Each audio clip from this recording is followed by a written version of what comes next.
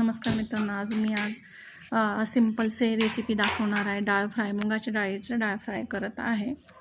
चला आपण बघूया। मी कोथिंबीर घेतली, लसूण घेतला आहे, थोडी हिरवी मिरची घेतली, कांदा चिरून घेतला आहे आणि कढईत तेल टाकून घेतलं आहे, कुकरमध्ये तेल टाकून घेतलं आहे आणि तेल छान गरम झाल्यानंतर त्यात आपण मोहरी, जिरं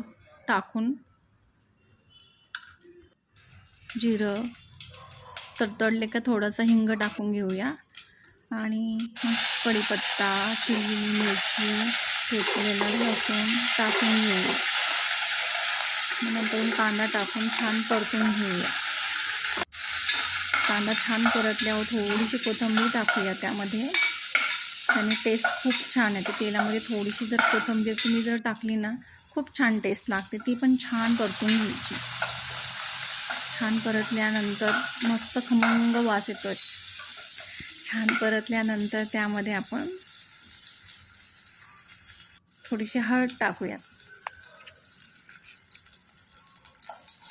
व धना जिराची पावडर पण टाकतो, पण मी नाही टाकली आज। त्यात थोडी आता मुगाची डाळ स्वच्छ धुतलेली मुगाची डाळ घालून घेऊया कुकरमध्ये आणि कोमट पाणी टाकलं। छानसं कुकरचं झाकण लावून मीठ टाकायचं राहिलं होतं, मीठ टाकून घेतलं। आता उरलेली कोथिंबीर पण टाकूया। आता कुकरला झाकण लावून कुकरच्या 3 शिट्या होईपर्यंत आपण गॅसला कुकर ठेवूयात। आपण आता वालाच्या शेंगांची भाजी पण बघूयात। त्यासाठी वालाच्या शेंगा घेतल्या, स्वच्छ धुवून, लसूण घेतला, कढीपत्ता घेतला। आता आपण गॅस चालू करून घेऊया।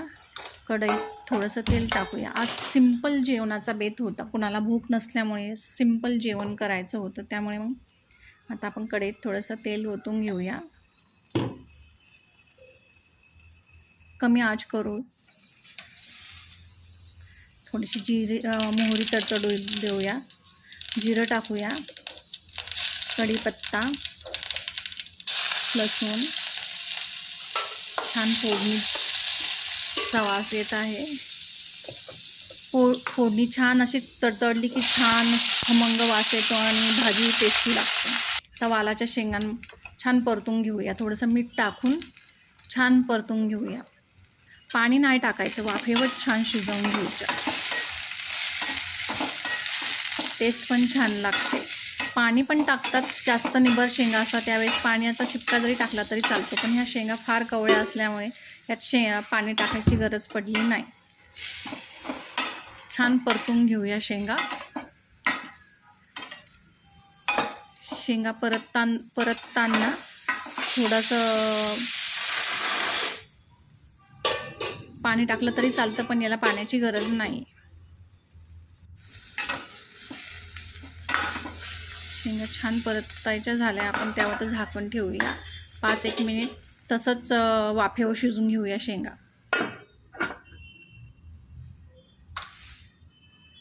वाफेवर शिजल्या का नाही असं अदनं-मधनं बघायचं 5-1 मिनिटाने। शेंगा छान शिजल्या आहेत।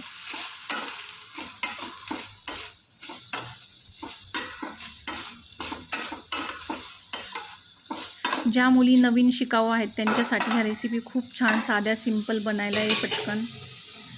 आणि आता त्यात हळद, मिरची वगैरे टाकून घेऊया। आवडीनुसार आपण मसाले टाकू शकतात, कारण की आमच्याकडे जास्त स्पायसी खात नसल्यामुळे मी मिरची मसाला वगैरे हे कमीच टाकते। धना पावडर पण टाकली मी। आता हे छान मिक्स करून घेऊया।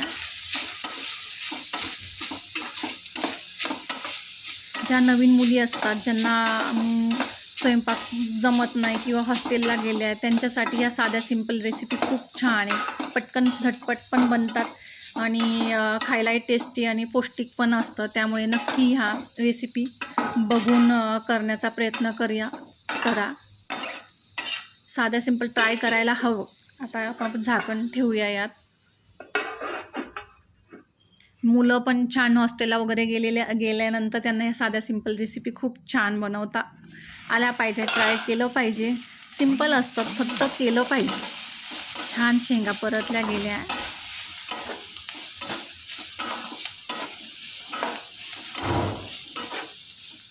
तोपर्यंत आता आपण कुकरच्या शिट्ट्याही झाल्या आहे. आपण आता कुकर पण उघडूया आणि साधे सिंपल आज रात्रीच्या जेवणाचा बेत असल्यामुळे चपात्या पण करूयात. कुकर बघूया आता. छान वरण शिजले, अगदी छान झालं आहे डाळ फ्राय. यावर तुपाची पण फोडणी देता येते, पण मी काही देणार नाही. आता चपात्या करूया म्हटलं. चपात्याही रेडी. आता देवाचा आपण पहिल्यांदा नैवेद्य दाखवतो ना, मग देवाचं ताट तयार करून घेऊया. मस्त एकच नंबर. खूप टेस्टी लागतं हे वरण. डायरेक्ट फोडणीचं वरण हे खूप छान लागतं. तुपाची फोडणी यावर टाकली तर खूपच छान, पण मी टाकली नाही तुपाची फोडणी.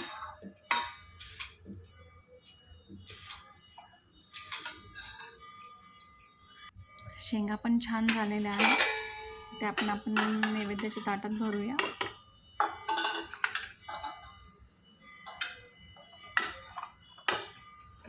माझ्या साधी सिंपल रेसिपी जर तुम्हाला आवडली असेल तर नक्की मला लाईक, शेअर, सबस्क्राईब करा. चला देवाचं नैवेद्य दाखवूया. Bye bye friend. बाय.